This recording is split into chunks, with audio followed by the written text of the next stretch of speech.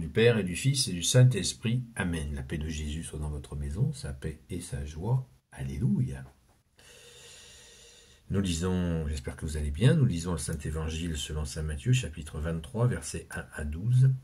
Que ta parole, ô Jésus, rentre dans mon esprit, que ma bouche proclame ta parole et que mon cœur l'accueille. Amen. N'imitez pas les maîtres de la loi. Alors Jésus fit ce discours à la foule et à ses disciples. Les maîtres de la loi et les pharisiens se sont faits les interprètes de Moïse. Faites et observez tout ce qu'ils vous disent, mais ne faites pas comme ils le font, car ils disent et ne font pas. Ils préparent de lourdes charges et ils vous les mettent sur les épaules, mais eux-mêmes ne bougeraient pas un doigt pour les remuer. Tout ce qu'ils font, ils le font pour être vus des hommes. Voyez ces larges citations de l'Écriture fixées à leur front et ces longues franges à leur manteau. Ils aiment les premières places dans les repas, les premiers fauteuils à la synagogue et les salutations sur la place. Ils aiment que les gens les appellent maîtres. Mais vous n'acceptez pas qu'on vous appelle maître, car vous n'avez qu'un seul maître.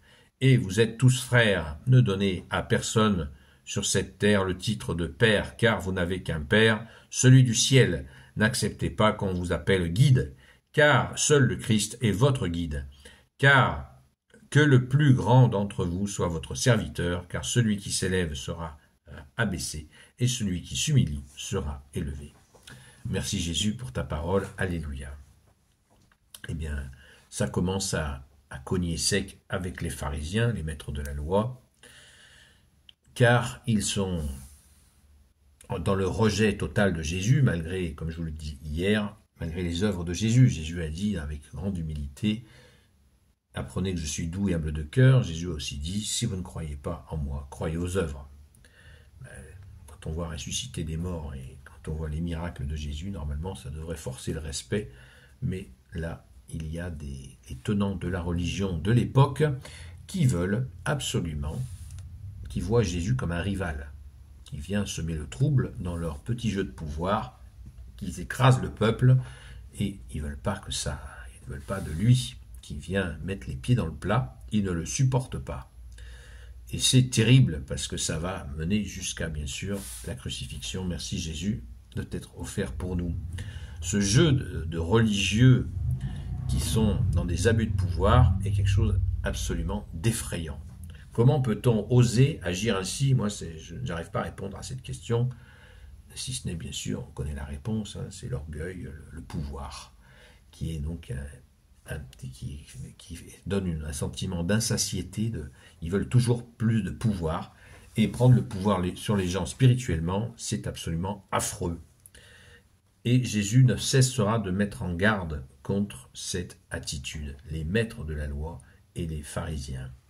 Alors il y en avait des corrects, ils n'étaient pas tous de cette trempe-là, hein, puisque d'aimer se faire voir, regardez comme je suis religieux. On a ça encore hein, dans nos sociétés, c'est un sentiment qui traîne, qui est assez présent dans l'islam d'ailleurs, hein, avec cette façon de montrer extérieurement sa foi, absolument comme les prières de rue, des choses comme ça qui montrent, regardez, ou alors le ramadan, celui qui ne veut pas le faire, ben, il n'a pas le choix, il est obligé de cacher qu'il ne fait pas le ramadan.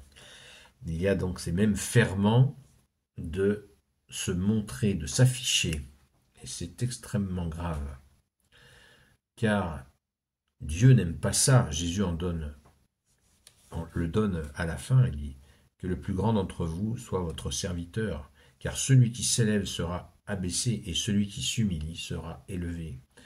Donc nous devons sans cesse rechercher l'humilité. Saint Jean-Marie Vianney, le saint curé d'Ars, demandait quelles étaient les 3 vertus principales. Alors les gens ils cherchaient, ils ne trouvaient pas. Alors il disait, la première, c'est l'humilité. Les gens continuent à chercher. La deuxième, ils ne trouvaient pas. Saint Jean-Marie Vianney leur a dit, c'est l'humilité. Et puis les gens ont compris que la troisième, c'était encore l'humilité. Mais là, ça avait pris des proportions. Imaginez que les franges de leur manteau, ils les rallongeaient, les mecs. Ils rallongeaient les franges de leur manteau pour en avoir des plus grandes que les autres. les repas, les premières places dans les repas, patati patata, vous savez, tout ce cinéma. Et Jésus n'a même pas voulu ça pour lui-même, hein, puisque Jésus s'est fait serviteur, vous le savez, jusqu'à laver les pieds de ses propres apôtres. Donc, on trouve notre joie dans le service. Pour éviter de tomber dans ce panneau-là, on va trouver notre joie dans le service. Et c'est ce que Jésus ne va cesser de nous faire comprendre. Il dit, l'autorité se trouve dans le service. Waouh, pas dans le menton, mais dans le service des autres. C'est là qu'on trouve notre force, notre humilité, et qu'on trouve notre reconnaissance dans le service, dans l'humilité. C'est inimaginable que Jésus ait pu apporter cette vérité, parce qu'elle est tellement vraie. Et dans l'Église catholique, c'est ainsi, l'autorité est dans le service. C'est celui qui est serviteur à qui on donne une autorité. C'est énorme. Alors, on va quand même être un peu précis au verset 4 sur cette fameuse attitude des pharisiens. Donc Jésus résume tout, ils font, ils ne disent pas. Car ils font, ils disent et ne font pas. Nous, on a un bon proverbe qui vient certainement de là, fais ce que je dis mais pas ce que je fais. Et là Jésus dit, écoutez-les parce qu'ils ont une connaissance de la religion. Donc Jésus, avec humilité, dit, écoutez-les. Quand il parle de religion, des textes, ils sont intéressants. Il faut les écouter. Mais ne suivez pas leur comportement. Et là, il y a quelque chose qui me paraît très intéressant à souligner. Au verset 4, « Ils préparent de lourdes charges et ils vous les mettent sur les épaules. Mais eux-mêmes ne bougeraient pas un doigt pour les remuer. » Ça vous rappelle quoi, ça? Moi, ça me rappelle quelque chose. Voyez. Et je vous invite à méditer là-dessus. Voyez. Quand on dit, déjà, quand nous-mêmes nous disons aux gens, fais ceci, fais cela. Ah, tu devrais faire ci, ah, fais cela. Et les conseilleurs, et on a un beau proverbe qui dit, les conseilleurs ne sont pas les payeurs. Et des fois, on peut glisser là-dedans. Donc, il faut faire très attention à ne pas tomber jamais dans un orgueil spirituel où on va dire aux gens, fais ceci, fais cela. Non, on doit amener les gens à Jésus, et c'est Jésus qui va leur souffler avec son humilité, sa douceur et son humilité, ce qu'il est bon de faire pour eux. Avec grande douceur, merci Jésus, alléluia. Gloire au Père, au Fils et au Saint-Esprit, maintenant et toujours, et pour l'éternité. Amen. Ô Jésus, toi qui peux tout et qui portes tout, toi le Sauveur, toi l'Emmanuel, je te confie toutes celles et ceux qui regarderont cette vidéo, ainsi que leurs proches, selon ta seule volonté, ô Jésus. Sainte Marie, Reine des cieux, toi l'Immaculée Conception, toi qui écrases le serpent, toi qui as la lune sous tes pas, toi notre Mère, Notre-Dame.